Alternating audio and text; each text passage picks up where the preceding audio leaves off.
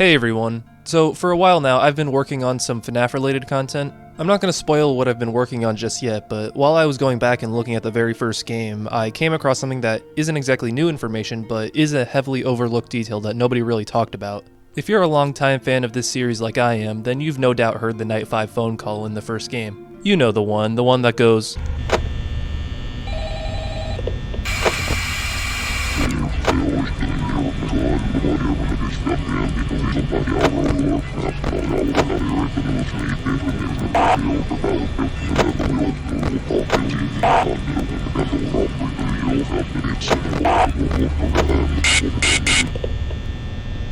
and if you've been in this community for as long as I have, then you'll know that if you play this audio in reverse, you'll hear this.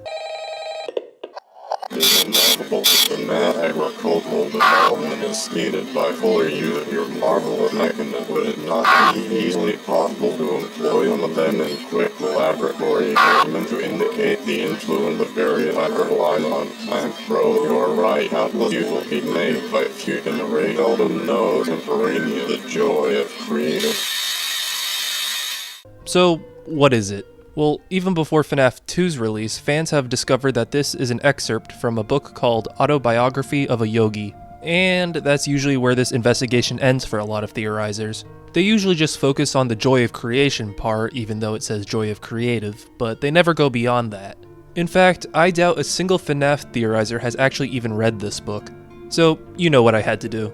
I went and read all 606 pages of this thing, and let me tell you, there are more connections with this in FNaF than we ever gave it credit for. Before we get into the book itself, I want to give a little background on the author, Paramahansa Yogananda. I hope I said that right. Yogananda was a very famous spiritual leader in the yoga scene during the early 1900s. He was born and raised in India before eventually moving to the US to spread his teachings. Over the course of his life, he went on what he described as a spiritual quest, where he sought guidance from many teachers and spiritual masters.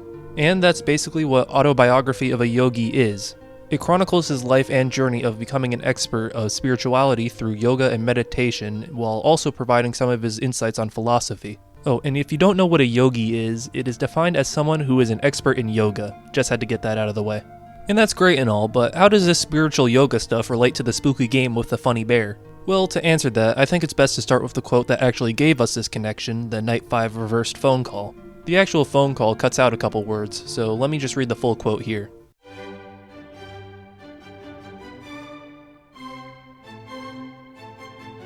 Sir, it is lamentable that mass agricultural development is not speeded by fuller use of your marvelous mechanisms. Would it not be easily possible to employ some of them in quick laboratory experiments to indicate the influence of various types of fertilizers on plant growth? You are right.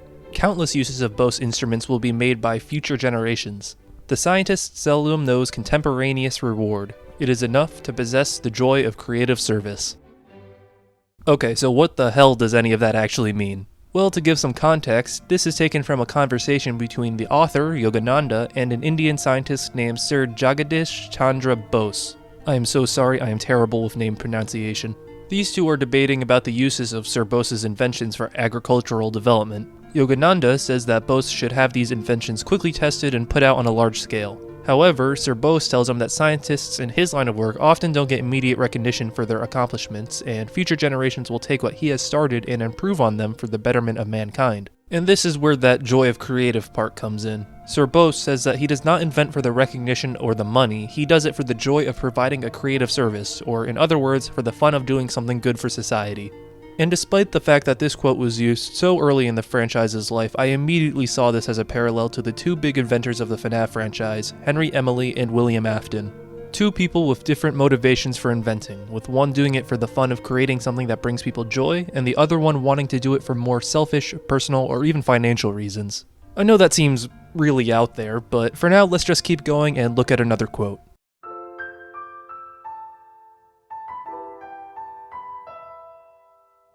A yogi who through perfect meditation has merged his consciousness with the Creator perceives the cosmical essence as light. To him, there is no difference between the light rays composing water and the light rays composing land.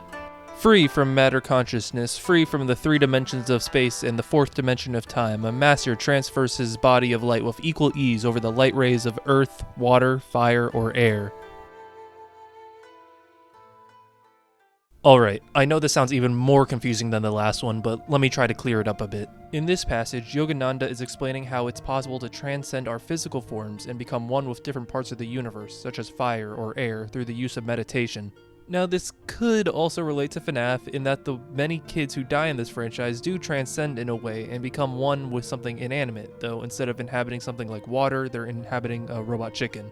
And this could also explain some of this still unexplained supernatural stuff, such as disappearing and reappearing posters and the paper plate pals. Spirits have not only fused with the metal of the animatronics through Remnant, but some spiritual essence has become one with the locations themselves, causing these mysterious hauntings.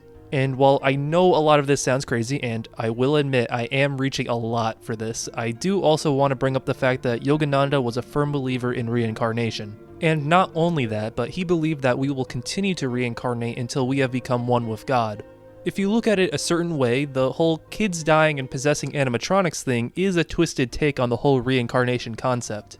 And you could add on to this with the fact that they will continue to possess these machines until they move on, or how Yogananda views it, become one with God. While I thought that Henry Afton parallels to the Night 5 phone call conversation was cool, there is zero chance that's what Scott Cawthon intended when putting this conversation in. However, looking at the book as a whole and investigating the author behind it feels like it gives this Easter egg a lot more depth. I believe I now know why Scott decided to put this in his game. We all know that Scott Cawthon is a devout Christian, and he got his start in game development making Christian video games. So it doesn't really surprise me that he would want to put some kind of religious element into this game, especially a game that features elements of life after death. And while this franchise has clearly gone off into a completely different direction, I find it interesting that if this series elaborated on the religious and spiritual horror aspect of the game, we might have had a series closer in tone to the Exorcist franchise than the more sci-fi one we have now. But anyway, I think that's all I have for today. What do you think is the purpose or meaning of this phone call? Be sure to tell me in the comments. I love seeing your guys' theories. This video was just a fun little thing I remembered while making another video that will come out sometime. I don't know exactly when yet, but besides all that, thank you for watching. Remember to like it if you liked it, subscribe if you really liked it, and I'll see you next time.